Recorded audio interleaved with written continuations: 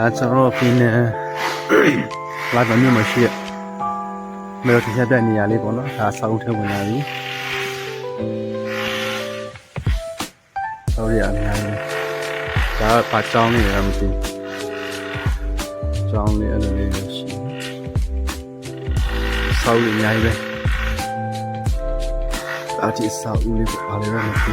တော့အကုန်လုံးဗီနေလို့ရေးတာကျွန်တော်တို့ကျွန်တော်ဝင်ခဲ့တဲ့အဆောက်ရှင်းနေရတဲ့အိမ်နေရနော်ဒီနေ့ဆောက်ဝင်လာတဲ့ဝင်ပြီးဒီလမ်းရှောက်ရိတ်တာသဘောမျိုးပဲဒီဝါလေးလောက်တာစိုက်ကပါကင်ထိုးရတယ်နော်ဘယ်ချက်မှကျွန်တော်ကားပါကင်လေးနော်ဒီကားပါကင်လေးဖြစ်မှာကျွန်တော်စိုက်ကလေးပေါ့နော်ပဲသွားတယ်ဒီဆောက်ကတော့ဒါငုံလို့ပါလို့တဲ့ဟာဒါအရင်လာပန်ဖျားကြောင်းပေါ့နော်အဲစာအုပ်ကအရင်ဘုံတန်းဘုံကျဲလိုက်တော့အဲ့နေ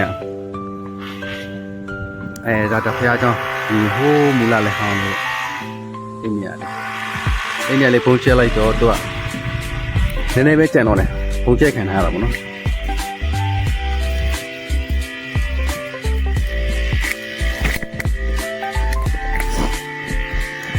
နေရာလေးကြည့်ကြလာမယ်နော်ဒီစာအုပ်နေရာတဲ့အညာလာပန်မေရိုရဲ့ဒီဖျားချောင်းပေါ့နားချက်ပေါ့နော်အညာရဲ့ဖျားချောင်းအဟောင်းလေးပေါ့ဘုံတန်ကြည့်သွားတော့သူကရှေ့မုတ်ဦးလေးပဲပြန်ခဲ့တာနော်အဲဒီချမ်းမယ်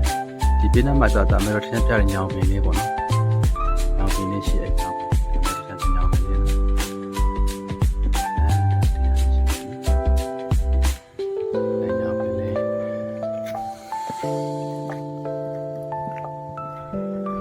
အဲ့တော့သူအစ်စ်ပြဆောက်ထားတဲ့ဘုရားဆောင်တရားလေးလို့ပြောအဲ့ဒါရှောက်မှသာသူတို့မေရိုစီတူလေးနော်အဲ့လိုအများကြီးရှင်မေရိုစီတူလေးနော်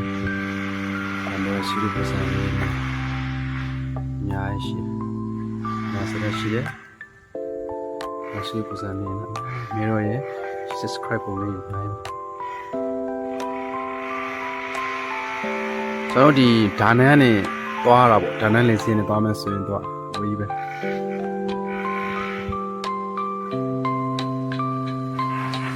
ါမေရောဒီတော့ထရှာပြ